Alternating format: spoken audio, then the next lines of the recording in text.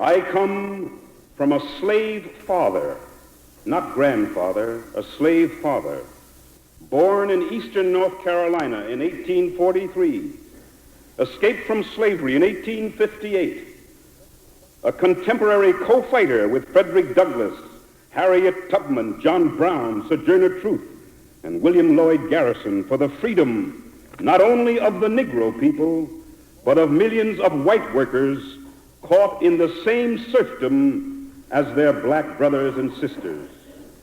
So our brothers and sisters from Mexico, the Philippines, from the lands of Asia, from the West Indies, from Latin America, have come to these shores to share the same fate. And all through our history, the working masses, colored and white, speaking many languages, representatives of the finest of the old and new world cultures, have had to fight every step of the way for a decent wage, for decent homes, for decent education for their children, for human dignity itself.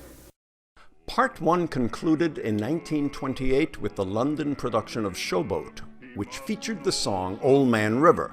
Showboat ran for almost an entire year, 350 performances. By changing the lyrics, Robeson transformed Old Man River from a lament to his signature song of protest and defiance.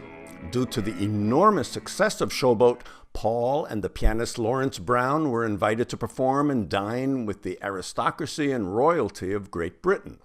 Paul was often treated with the respect of a foreign dignitary, being welcomed by huge crowds as he arrived at train stations. Mayors presented him with the keys to several cities. Taxi drivers often refused payment. Quote, "I was treated as a gentleman and a scholar." Yet, in many American cities, he couldn't even rent a room in a hotel. When on tour, he either had to spend nights at friends' homes or in the black parts of towns, and when visiting his white friends, he had to use the freight elevator. In 1929, Paul gave his first concert in Carnegie Hall, which was completely sold out, and gave a repeat performance 5 days later, at which 1,000 people were turned away. He then embarked on a concert tour of the U.S. In 1930, Paul and Essie starred in a silent experimental film entitled Borderline, shot in Switzerland. Paul then performed Eugene O'Neill's play The Emperor Jones in Berlin. Robeson's portrayal of Shakespeare's Othello in London in 1930 was the first time a black actor was cast as Othello since the 1860s. Before the 18th century, Othello had always been played by black actors. Robeson stated, quote, "I consider art a social weapon. Not simply for art's sake do I try to excel in Othello, but more to prove the capacity of the people from whom I've sprung, who have erroneously been regarded as backward." To prepare for Othello, Paul read virtually everything of Shakespeare. He studied the English language of Shakespeare's time and visited London Zoo to study the big cats because he wanted to walk like a panther. Paul approached the preparation for Othello with such intensity that he needed 10 to 12 hours of sleep per night to recuperate from each day's rehearsals. His interpretation of Othello was revolutionary. Othello is an African of noble ancestry. He is a general, a fierce warrior, and a military hero who finds himself in a hostile white society. Paul spoke about, quote, how difficult, almost impossible it was for a Negro coming out of America, where he was expected to be deferential and humble, suddenly to walk on stage with the assertiveness and confidence of a general. On opening night, Paul received 20 curtain calls, and the reviews were ecstatic. It ran for 6 weeks, breaking box office records. Paul was paid $15,000 per week. Somewhere it seems to me that Shakespeare, the genius that he was, seemed to foreshadow and understand many of the problems that have since arisen in our world, perhaps were present then. First, I would say that here is a part which has dignity for the Negro actor. Often we don't get those opportunities. And I would say that my people will be very proud of my or any other Negro actor appearing in such a part. I think also that to me Othello is one of a different culture. Shakespeare insists that he's African, and that Shakespeare posed this problem of a, say, black man in a white society in the role that he's playing. And Shakespeare gave Othello such dignity. He killed not from, as he said, not from hate, but from honor, from a sense of his own human dignity. And to my mind, there could be no greater character to play than one like that. I seem to remember reading when you came over in 1930 that you made a special study of English speech for playing Othello. Have you done the same this time? Let's go back to 1930, which was the very definite time. Of course, in America, as I say, I had just come over from America, and we like to say pass and chance and do for the morning dew. And I happened to pick up an old script of Shakespeare, and the dew was very clear. It was D-I-E-W, and it was not chance, C-H-A-U-N-C-E, so it was due, like in lieu of, and chance and dance. It's very, very Shakespearean in a way. And one terrible, difficult sound was almost at the beginning of the play, my services, which I have done the signory, my services. I would say my services. I had to work on that very hard. But later I took some special work at the University of London, and also in my university days I majored in English, and I have records from the earliest time, from time of Anglo-Saxons, as a matter of fact, through Chaucer. And of course, since I worked on my songs with Roger Quilter, and I would have to use drawl. I couldn't walk out here and say, drink to me only with thine eyes, and I will pledge with mine. It's got to be very, drink to me only with thine eyes, and I will pledge with mine. Or leave a kiss within the cup. You see what I mean? Yes, yes, I do. We're looking forward to tomorrow night. Thank you very much. Thanks so much for coming. Unlike London, New York was very afraid of producing a play in which a black man made love to and murdered his white wife on stage. The Broadway production ran for 296 performances, setting, as of 2021, what still is the record for a Shakespearean play on Broadway. It then toured for the next year throughout Canada and the US, excluding the South. More than 500,000 people saw it. In 1959, he appeared as Othello with the Royal Shakespeare Company in Stratford-upon-Avon, the town of Shakespeare's birth. I would like to certainly say now that it's sort of the culmination of a dream of my life to have the opportunity of playing at Stratford. I remember 1930 being very frightened, my first attempt at Shakespeare. Spent a lot of time trying to learn how to speak English. I would say that the interpretations were somewhat different in each performance. The 1944, especially stressing the poetry, taking off and booming it out. And this one has been a very interesting experience. Well, does the audience play any part in your interpretation? The audience plays a very important one, I would say already. The audience, to my mind, is what I feel Shakespeare meant, because I feel that Othello was a black man in a white society, and that the feelings of Brabantio, the father, the sort of the underlying hatred of this man when it came too close is very important. I had an experience in 1944 of playing in Cincinnati, Ohio, which is just on the border of the South. And from Louisville, Kentucky, across the river, quite a few people came over. And for about half the performance, nobody knew what was going to happen. Everything was very tense. And I was very careful how close I got to Desdemona, for example. I didn't get too close there. And there was real tension. Now, somewhere, I think Shakespeare meant this. An audience that would feel it that tensely. I see. Well, now, this is not the usual interpretation of Othello. It's usually interpreted much more as a play about sexual jealousy. Now, are you influenced by any critic in this interpretation? Oh, profoundly. In 1930, I took up the variorum of Shakespeare, and it led me to Bradley, whom I feel is closest to this point of view. And this has been established also and commented upon by Dr. Dover Wilson in the Cambridge edition of Shakespeare, in which he accepts very, very much this point of view. And I feel that this bears a good deal on the credibility of the jealousy, that Othello comes from a different culture. The bewilderment is, in fact, a matter of him being a stranger in the society. That's one of the things that would bear on the jealousy. But you're not trying to push the jealousy out of the window, are you? Obviously you can't put it, but this is an extremely important point, too. As Othello says, that he kills not in hate, but in honor. And he says to Iago, I didn't see it, I didn't think it, I slept the next night well. I found not Cassio's kisses on her lips, you understand? And if I had not known it, it had been quite some other thing. But, so it wasn't just the act of infidelity, it was the destruction of himself as a human being, of his human dignity. And may I add, in thinking of the part myself, that I related that dignity not to myself personally, say, in a modern society, but to my whole people. Modestly, I've struggled for the rights of my folk, and I have accepted many personal insults. But when the insult becomes an insult to my people as a whole, then there's danger. And this, I feel, is very important in Othello's defense of what he calls his honor and his dignity. So what you're trying to do really is to make it a more complex play than simply the interpretation of jealousy makes. No, I'm not trying to make it. I think Shakespeare made it. I understand. I Yes. wouldn't dare do that. But would you say this is in fact an older man's interpretation, that a younger man, that maybe you in the 30s, interpreted much more in terms of physical passion?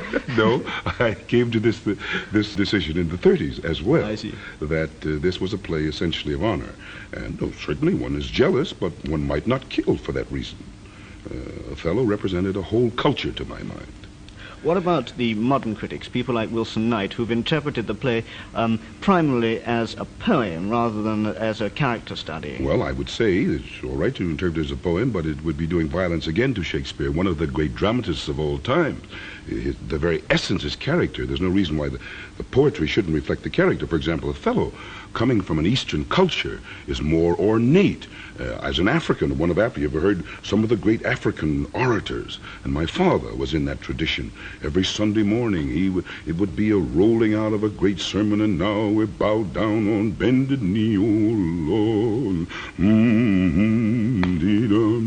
And it became like an opera almost.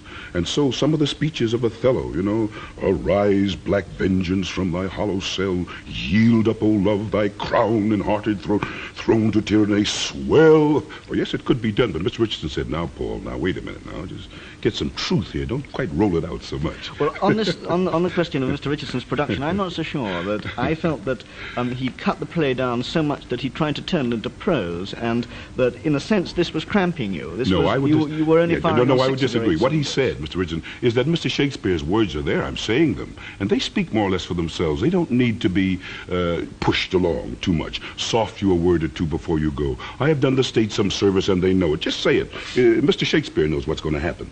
You don't have to roll it out too much. That was his point of view, because he was seeking for truth in terms of the contemporary audience.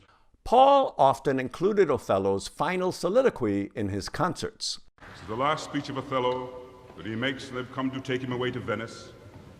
He speaks as one conscious of his own dignity, of his own heritage, a culture as rich as that of ancient Venice, and he feels that he has committed his error for his human dignity and not from any wild, savage passion. And so he speaks, "Soft you! A word or two before you go. I have done the state some service, and they know it.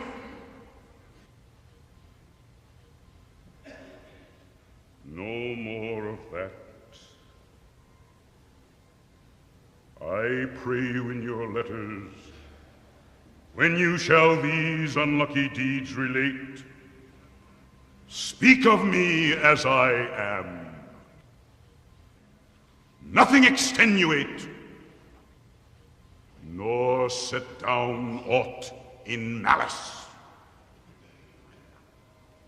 Then must you speak of one that loved full wisely but too well, of one not easily jealous, but being wrought, perplexed in the extreme, one whose hand, like the base Indian, threw a pearl away richer than all his tribe,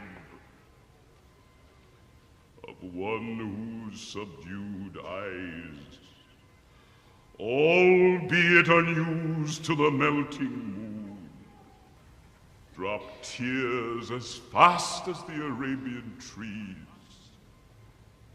their medicinable cup.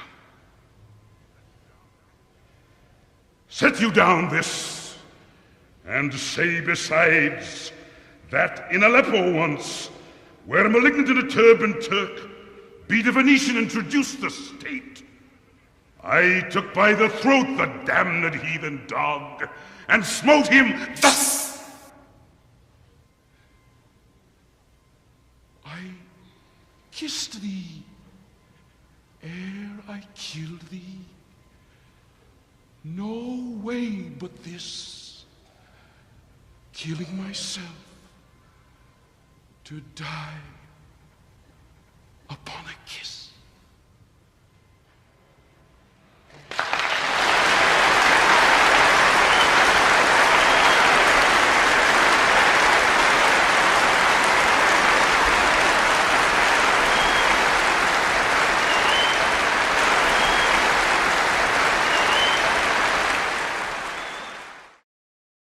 In 1931, Eugene O'Neill requested Paul to play the lead role in the London production of his play, The Hairy Ape, and he was included in the 1931 Britain's Who's Who. Paul enrolled in the University of London's School of Oriental and African Studies to learn several African languages, including Yoruba, Yu, Efik, Benin, Ashanti, Swahili, Chui, Tivi, Ga, Hausa, and others. He found that learning them was easy because, quote, their rhythm is the same as that employed by the American Negroes in speaking English. He befriended several students studying in London, including Jomo Kenyatta, Nnamdi Azikiwe, Kwame Nkrumah, Joshua Nkomo, and Jawaharlal Nehru. They later became the heads of state of Kenya, Nigeria, Ghana, Zimbabwe, and India. Paul supported self-government for the West Indies and assisted West Indian and African students and their families in England. He learned French, Italian, German, Spanish, Chinese, Yiddish, Dutch, Hungarian, Turkish, Swedish, Norwegian, Czech, Modern Greek, Ancient Latin, Russian, Gaelic, and Portuguese. He studied 4 languages simultaneously, spending 12 hours a day listening to language recordings, and studied while in transit, during rehearsal breaks, and during intermissions at performances. One journalist reported, quote, he was a prodigious reader, going through 7 books a week. He started studying Norwegian at 8 o'clock one morning and was writing it by 6 the same evening. He once turned down a 50-week radio engagement because he was in the throes of learning Chinese. His favorite language was Russian. Quote, I find the language richer, warmer, more fully expressive, more colorful than modern English. The Russian language today is comparable to Shakespearean English, young, forceful, and rich. Спи, младенец мой прекрасный, баюшки баю, баюшки баю. Тихо смотрит месяц ясный в колыбель твою. Стану сказывать я сказки,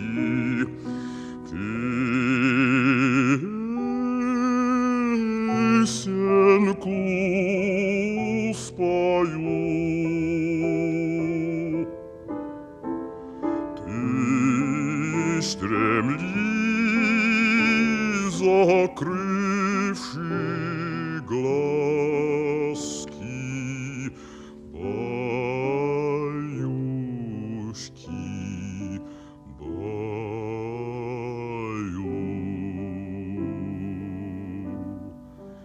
Баю,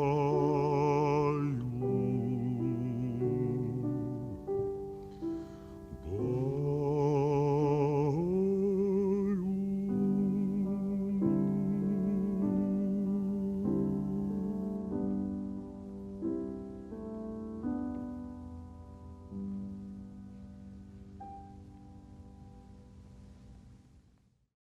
he intensely researched the history and culture of Africa. Quote, I have met Negroes in the United States who believed that the African Negro communicated his thoughts solely by means of gestures, that in fact he was incapable of speech and merely used sign language.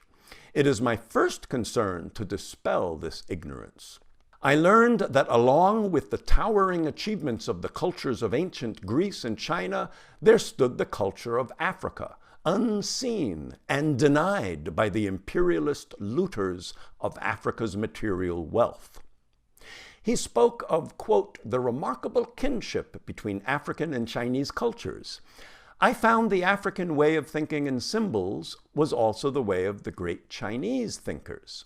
So the idea of my concert is one suggestion that all men are brothers because of their music. And in my first group, I do an old English song. I do an old song from about the 11th or 12th century from Czechoslovakia.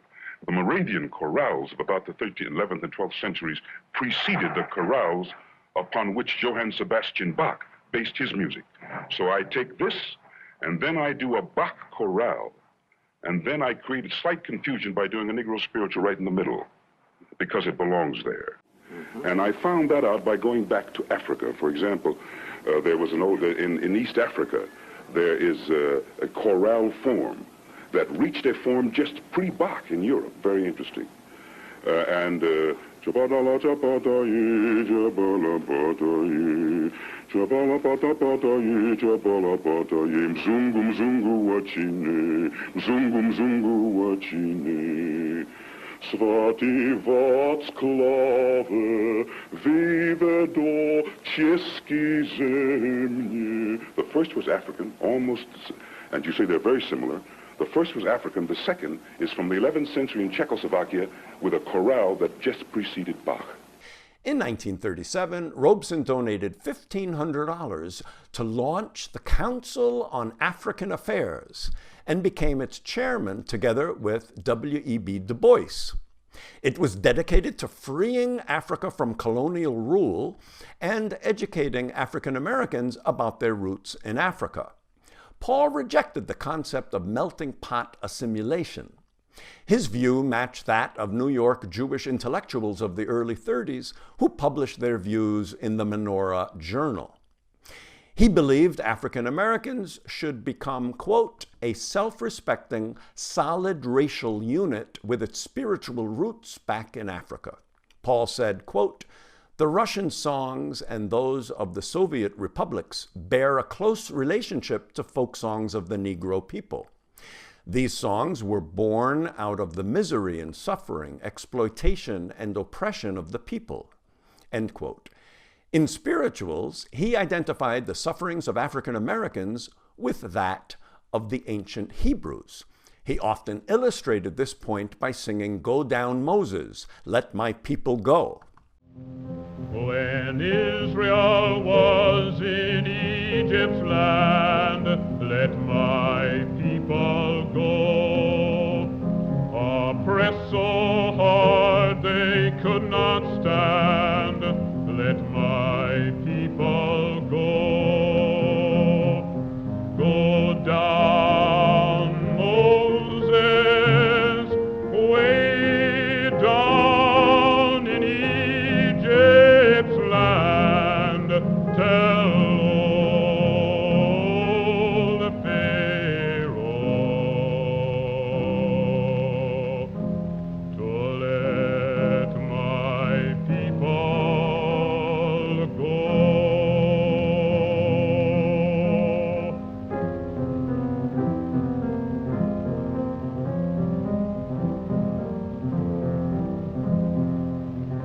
Thus spake the Lord, bold Moses said, let my people go. If not, I'll smite your firstborn dead. Let my people go. Go down, Moses, way down in Egypt's land, tell old Pharaoh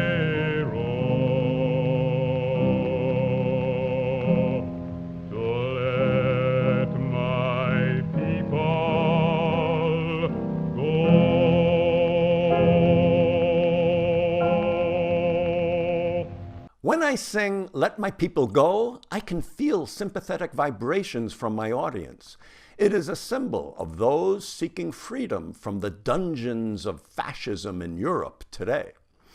In 1932, Paul sang with the New York Philharmonic at Harlem's Robeson Stadium, performed a benefit for the Harlem branch of the Children's Aid Society, received an honorary Master's of Arts degree from Rutgers University, and performed in a Broadway revival of Showboat. In 1933, Paul starred in the film version of The Emperor Jones. It was the first time a black actor was cast as the lead in a mainstream motion picture, and it wouldn't happen again for 25 years. Takes a silver bullet to kill Brutus Jones. In 1934, Paul starred in Sanders of the River. The film contained racial stereotypes, yet he accepted the role because, quote, I wanted to show that while the imperialists contend that the Africans are barbarians and uncivilized, that they have a culture all their own, and that they have as much intelligence as any other people. African music has subtleties of rhythm far finer than anything achieved by a Western composer. And I think that Americans will be amazed to find how many of their modern dance steps are relics of an African heritage. Scholars traced the influence of African music to Europe, Persia, India, and China, and westward to the Americas, end quote. To Robeson's disappointment, the film turned out to glorify British imperialism. Therefore, he donated his salary to fund scholarships and loans to African students and attempted, unsuccessfully, to purchase the film to prevent its release. Also in 1934, George Gershwin was composing Porgy and Bess and had Paul in mind for the role of Porgy. Paul also received an invitation to appear in the Chicago opera production of Aida.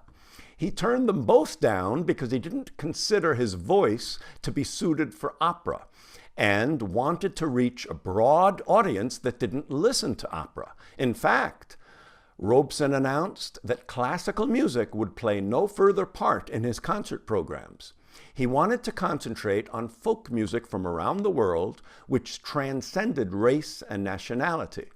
He was excited to discover links between seemingly diverse cultures through the sounds of their languages and songs. Quote, the history of the Russian peasant closely parallels the history of the Negro peasant in America, and in the music there is the same note of melancholy. I have occasionally found whole phrases of Russian music that could be matched in Negro melodies. Robeson said that he, quote, had always felt an almost mystical connection to Jewish people.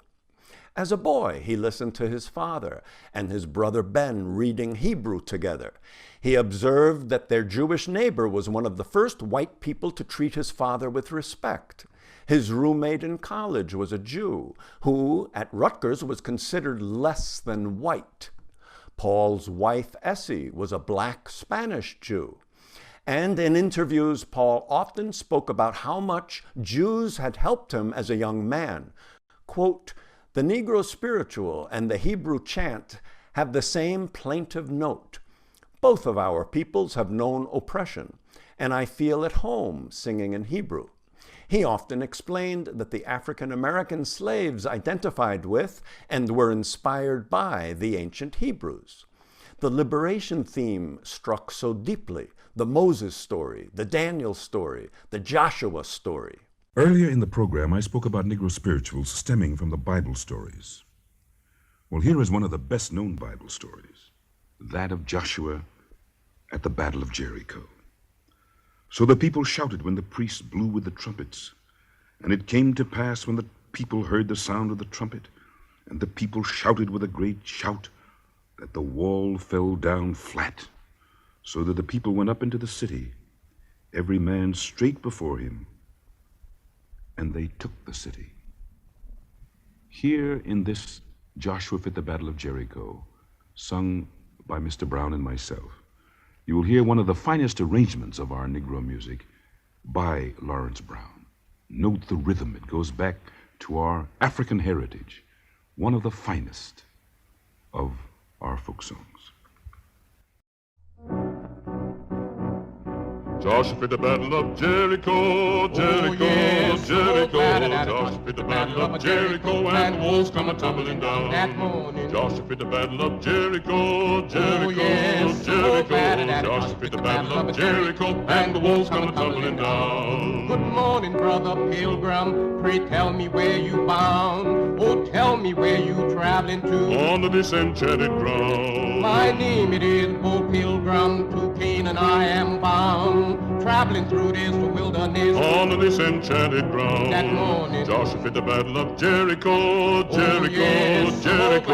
Joshua fit the battle of Jericho, and the walls come a-tumbling That down. morning. Joshua fit the battle of Jericho, Jericho, yes, Jericho. Joshua fit the battle of Jericho, and the walls come a-tumbling down. You may talk about the king of Gideon. You may talk about the man of soul. There's none like good old Joshua. At the battle of Jericho, Up to the walls of Jericho, he marched with spear in hand. Go below them ram on Joshua cried. how's the battle lamb in my hand? Then the lamb ram sheep horn began to blow, trumpet began to sound. Joshua commanded the children to shout. And the walls come a-tumbling down. That morning. Joshua fit the battle of Jericho, Jericho, yes, Jericho. Joshua fit the battle of Jericho, and the walls come a-tumbling down. That morning. Joshua fit the battle of Jericho, Jericho, yes, Jericho. Joshua fit the battle of Jericho, and the walls come a-tumbling down.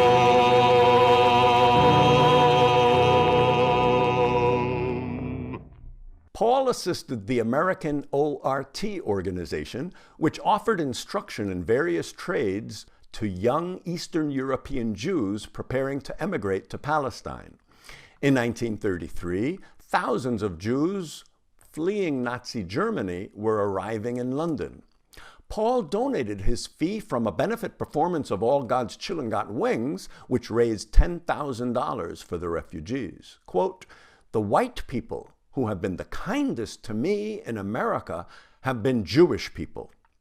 In 1936, Paul donated to a group of German Jewish expatriates whose objective was to expose the truth about Nazism through their publication, Germany Today, Inside Germany. Quote, "I realized that the suffering of my own people was related to the sufferings of equally oppressed minorities. The Negro and the Jew have the same enemy, fascism. You can always count on my help and solidarity." The film director Herbert Marshall recalled, quote, "Robeson wore a yarmulke when he studied and asked me to teach him the Kaddish. What Robeson called the Hasidic chant is known as the lawsuit with God. It is a complaint directly to God, followed by chanting the Kaddish. It is a song of protest and an affirmation of faith. Robeson described it as, quote, "a protest against age-old persecution, a Kaddish that is very close to my heart, that means much more than just another song. I sing it at almost every concert that I do." A good day to thee, Lord God Almighty. I, Levi Isaac, son of Sarah, from Berdichev. Here am I before thee, with a grave and earnest plea for this my people. What hast thou done to this thy people? Why hast thou so oppressed this thy people? Wherever sorrow, surely the sons of the oppressed. Whoever suffers, ever the sons of the oppressed. Whate'er betide, there is spite against the sons of the oppressed. A God on high, on this earth how many nations, the Romans, the Persians, the Babylonians, the Germans, what boast they? Our ruler is above all rulers. The Romans, oh, what boast they? Our kingdom is above all kingdoms. But I, Levi Isaac, son of Sarah, from Berdichev declare,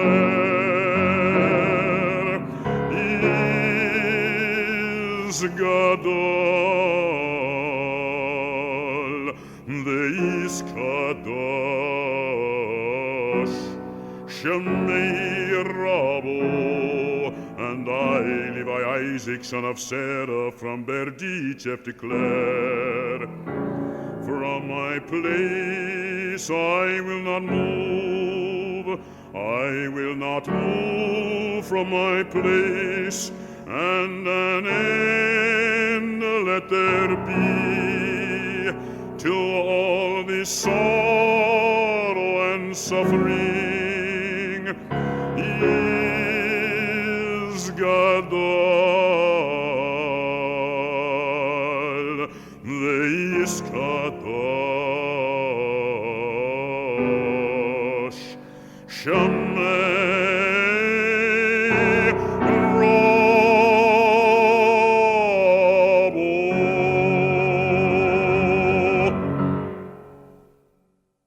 At the end of 1934, Paul and Essie made their first visit to Russia. They traveled from London to Moscow with a stopover to change trains in Berlin, where they found stormtroopers and swastikas everywhere. As they prepared to board the train for Moscow, a group of brown-shirted Nazis approached with hatred in their eyes. Paul thought, "This is how a lynching begins." Afterwards, he said, "The day I spent in Berlin was a day of horror, in an atmosphere of hatred, fear, and suspicion. I never knew what fascism was before. I'll fight it wherever I find it from now on." Paul was known in Russia through his recordings. During the 2-week visit, the Robesons were wined and dined by cultural and political leaders.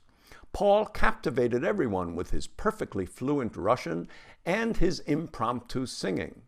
Their schedule was packed with parties, plays, operas, banquets, and visits to factories, hospitals, and children's centers. Paul was struck as he observed workers of different races working side by side as equals. At that time, Russia was the only country that made bigotry a punishable crime. The Robesons learned from several African Americans living and working in Moscow that there was no racial prejudice in the Soviet Union. Paul repeatedly stated, quote, "In Soviet Russia, I breathe fully for the first time in my life. Here, for the first time in my life, I walk in full human dignity." Мой отец рабом был, мой отец. Но здесь я знаю, что будет другой день, что мой народ будет свободным от того, что есть на земле могучие социалистические страны, которые друзья моего народа. Большое спасибо.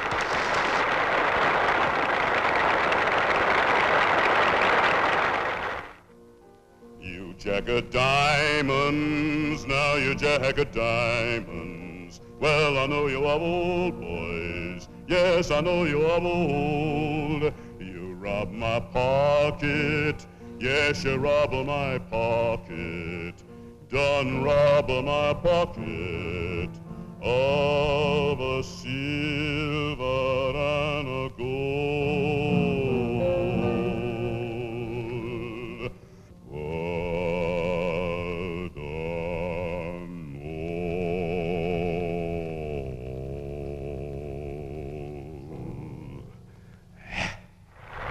Сердечной была встреча Поля Робсона с рабочими Сокольнического вагоноремонтного завода в Москве.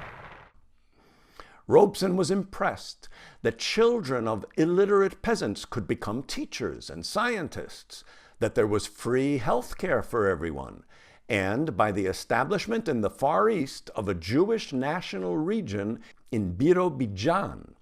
Paul was especially excited about the Jewish theater, which was rehearsing Shakespeare's King Lear in Yiddish. The Robesons even enrolled their son in an elementary school in Moscow, where the boy lived with Essie's mother for 2 years and where one of his classmates was Stalin's daughter. Страна моя родная, много дней лесов, полей, рек. Я другой такой страны не знаю, где так вольно дышит человек. Я другой такой страны не знаю, где так вольно дышит человек. Everywhere life courses freely broadly, as the Volga's ample waters flow. To our youth now every door is open, everywhere our old with honor go. Everywhere throughout our mighty union, all our peoples flourished free from strife. Side by side, the white, the dark, the yellow, built in peace a richer, better life. But that now the foe has tried to smash us, tried to desolate our land so dear. Like the thunder, like the sudden lightning, we now give our answer sharp and clear. Like the thunder, like the sudden lightning, we now give our answer sharp and clear. Широка страна моя родная, много дней лесов, полей, рек. Я другой такой страны не знаю, где так вольно дышит человек. Я другой такой страны не знаю, где так вольно дышит человек.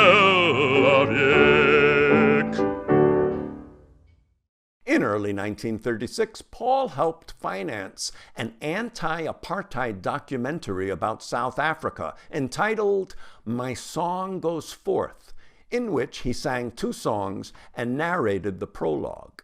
That year in London, Paul starred in C.L.R. James's play Toussaint Louverture, the Haitian liberator who led the only successful slave revolt in history.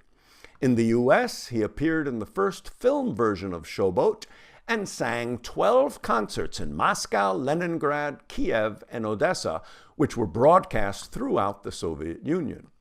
In London in 1937, Paul sang and spoke at benefits to support Chinese resistance to the Japanese occupation and spoke at a large meeting to protest the conditions in Jamaica. The Spanish Civil War began in 1936 when the fascist general Francisco Franco fought to overthrow the recently elected government. While Hitler and Mussolini assisted Franco, the Soviet Union began sending aid to the government of Spain and proposed the formation of an international volunteer army to fight against the fascists. More than 40,000 people from 52 countries enlisted in the international brigades.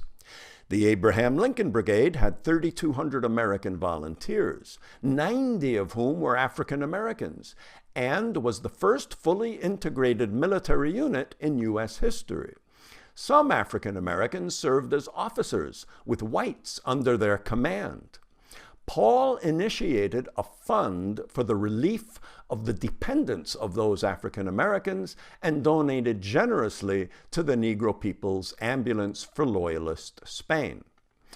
After the fascist bombing of Guernica, Paul appeared in London's Royal Albert Hall at a huge rally to aid Spanish refugee children. Paul called the fight against fascism, quote, the greatest cause which faces the world today. Every artist, every scientist, every writer must decide now where he stands. The artist must take sides. He must elect to fight for freedom or slavery. I have made my choice. I had no alternative, end quote. Those words are the epithet at his grave. 5 months later, he again appeared at Royal Albert Hall to raise funds for the victims of the Spanish Civil War. At the beginning of 1938, Paul and Essie traveled at great personal risk to 6 Spanish cities. Paul sang defiant songs in Spanish that were amplified by outdoor loudspeakers for the ears of the Loyalists and the Fascists. Both sides briefly suspended the fighting to listen. He sang for wounded volunteers at hospitals and signed autographs and accepted messages from the troops for their families. Throughout 1938, Paul continued to sing and speak for the benefit of the Spanish cause. Paul called the trip to Spain, quote, "a major turning point in my life."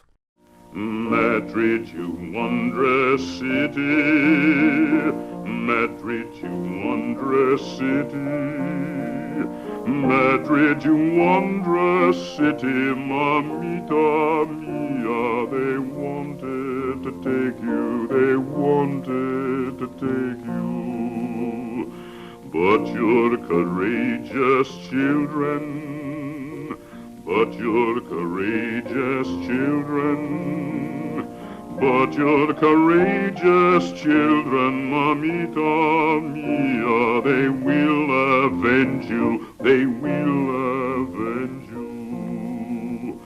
One Christmas holy evening, one Christmas holy evening, one Christmas holy evening, mamita mia, they'll all be a-hanging, they'll all be a-hanging. Madrid, que bien resistes, Madrid, que bien resistes, Madrid, que bien resistes, mamita mia, los bombardeos, los bombardeos. Los 4 generales, los 4 generales, los 4 generales, mamita mía, que se han alzado, que se han alzado para la noche buena, para la noche buena. Para la noche buena, mamita mía, serán ahorcados, serán ahorcados. By 1938, Paul had vowed to only accept movie scripts about ordinary people. He donated his services and helped establish London's Unity Theatre, which produced plays to make working people conscious of their power and of the need for unified action. He and Larry began performing 3 shows per day for reduced artist fees and at affordable ticket prices. Quote, "In many lands, the arts, and especially music, have become the source of enjoyment for a comparatively few so-called elite. All my concerts in the future will have a 5-shilling top admission fee. I will go on stage as a representative of the working class to sing the songs of farmers, workers, miners, road diggers, and chain gang laborers. They understand the common language of work, suffering, and protest." In 1929, Paul had encountered a group of out-of-work miners from South Wales who had walked all the way to London to seek assistance from the government. Paul joined the group and made their return to Wales by train financially possible and sent them home with food and clothes. He visited and sang for them in Wales. He later starred in The Proud Valley, a film about the Welsh miners. It shows the greed of the mine owners and the apathy of the British government. The poor working conditions in the mines reminded Paul of the intolerable conditions of his relatives on the tobacco plantations in North Carolina and the coal mines in West Virginia. It is the only one of his films that he was proud of. Joe Hill was a copper miner in Salt Lake City, Utah, who was a poet and union activist. In 1915, he was framed on a false murder charge and assassinated. Paul sang the song Joe Hill throughout his career at union rallies and at his concerts. Here he is singing it for the Welsh miners in the film The Proud Valley.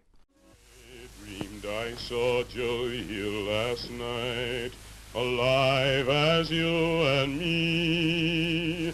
Says I, but Joel, you're 10 years dead. I never died, says he. I never died, says he. In Salt Lake City, Joe, says I, him standing by my bed. They framed you on a murder charge, says Joe, but I ain't dead. Says Joe, but I ain't dead. And standing there as big as life and smiling with his eyes, says Joe, what they can never kill went on to organize. Went on to organize. I dreamed I saw Joe Hill last night, alive as you and me. Says I, but Joe, you're 10 years dead. I never died, says he. I never died, says he. I never died,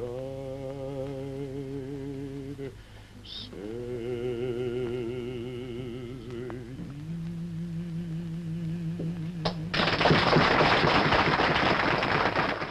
In London in 1935, Paul starred in the play Stevedore, about the battle of black dock workers to unionize and fight racial oppression. Also in 1939, Paul narrated gratis the documentary Native Land, about the struggle of trade unions, containing a graphically violent opening scene. Robeson joined innumerable picket lines throughout the U.S. and became an honorary member of several unions. In 1941, he supported the United Automobile Workers against the Ford Motor Company, and he sang and spoke at the National Maritime Union Convention. In 1939, Larry and Paul performed in Oslo, Copenhagen, and Stockholm, followed by a return to the U.S. for several concerts and a week-long production of The Emperor Jones. At the end of 1939, Paul sang Earl Robinson's Ballad for Americans on a live radio broadcast. His recording of it quickly rose to the top of the charts. It became so popular that it was even dubbed the unofficial national anthem. Are you an American? Am I an American? I'm just an Irish, Negro, Jewish, Italian, French and English, Spanish, Russian, Chinese, Polish, Scotch, Hungarian, Litvak, Swedish, Finnish, Canadian, Greek and Turk and Czech and double Czech American. And that ain't all. I was baptized, Baptist, Methodist, Congregationalist, Lutheran, Atheist, Roman Catholic, Orthodox, Jewish, Presbyterian, Seventh-day Adventist, Mormon, Quaker, Christian, Scientist, and lots more. Deep as our valleys, high as our mountains, strong as the people who made it. For I have always believed it, and I believe it now. And you know who I am. Who are you? America.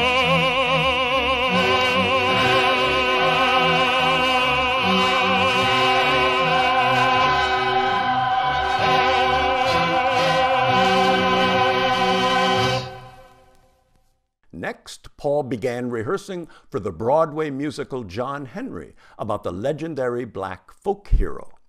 In 1940, Hamilton College awarded Paul an honorary doctorate degree. He also appeared at a rally for the China Defense League and joined the board of the Negro Playwrights Company. He appeared in a revival of Showboat in Los Angeles and sang a concert tour, including an appearance in Harlem with the New York Philharmonic at Lewiston Stadium, in Chicago's Grant Park for 165,000 fans, and at a sold-out performance at the Hollywood Bowl. Robeson starred in more than a dozen movies, such as The Emperor Jones, Song of Freedom, King Solomon's Mines, Jericho, and Big Fella, but he was frustrated about the stereotypical depiction of black characters.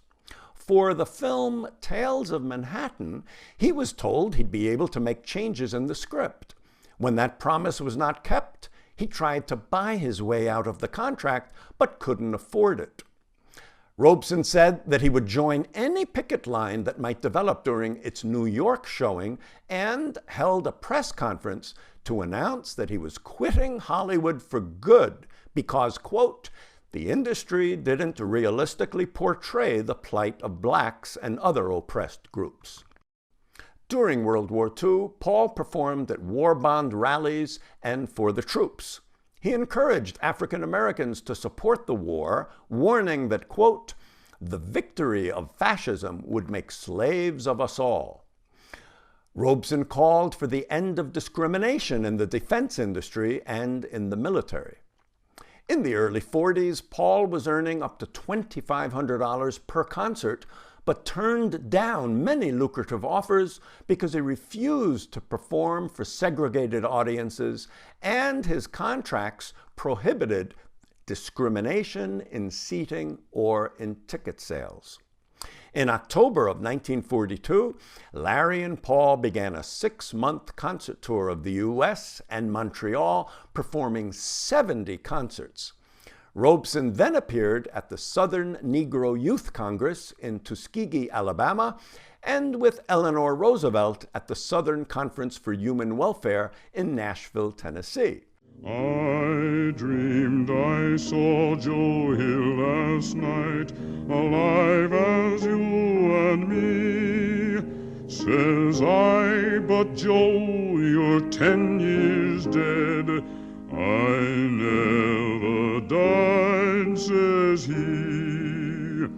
I never died, says he. The copper bosses killed you, Joe. They shot you, Joe, says I. Takes more than guns to kill a man, says Joe. I didn't die, says Joe. I didn't die.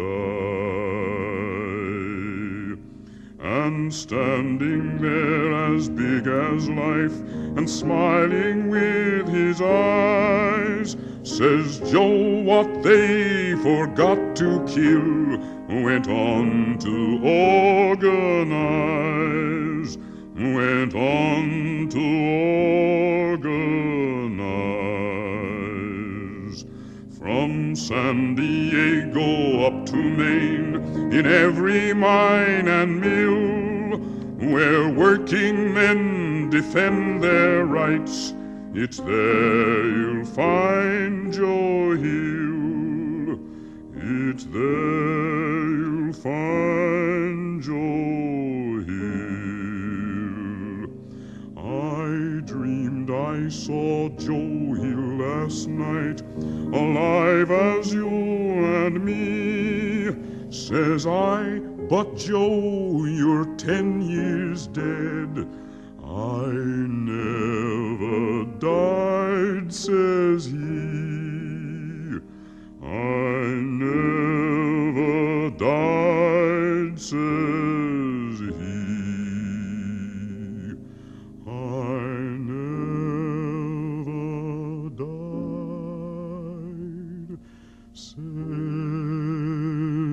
he.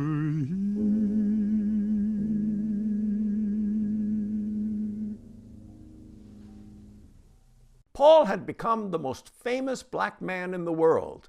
His 46th birthday celebration in 1944 was held at an armory in New York City for 12,000 people. 4,000 were turned away at the door. Among the guests and well-wishers were Cab Calloway, Joe Louis, Babe Ruth, Count Basie, Jimmy Durante, and Duke Ellington. In 1943, Robeson spoke at a Free India mass rally and at Yankee Stadium at a Labor for Victory rally. He gave the commencement speech at Morehouse College, which awarded him an honorary doctorate degree. He sang again with the New York Philharmonic at Lewiston Stadium in Chicago, at a Production for Victory rally in Los Angeles, for a rally to benefit the Joint Anti-Fascist Refugee Committee, and in San Francisco at the Conference on Racial and National Minorities, sponsored by the Congress of Industrial Workers. In 1943, he met with the Commissioner of Baseball and the Major League Club owners to advocate for the inclusion of African Americans, which resulted in Jackie Robinson becoming the first to break that barrier, playing for the Brooklyn Dodgers. In 1945, Robeson was the recipient of an honorary degree from Howard University and the Spingarn Medal from the NAACP. At the beginning of his career, Paul believed that he could best contribute to the advancement of his race through his artistic achievements rather than through militant activism.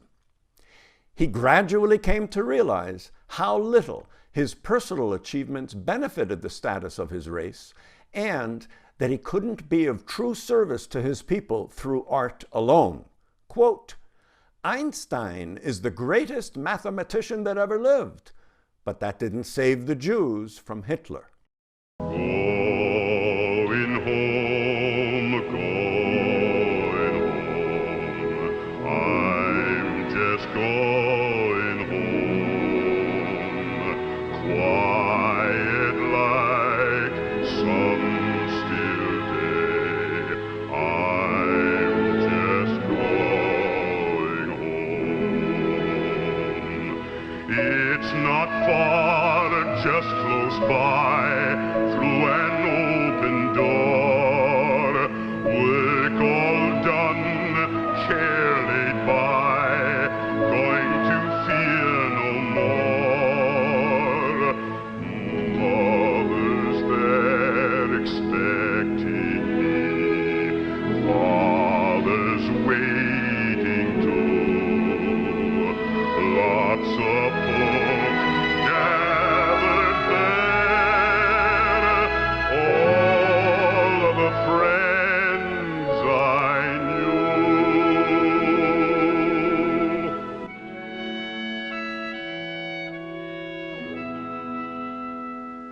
All of the friends I knew. Oh,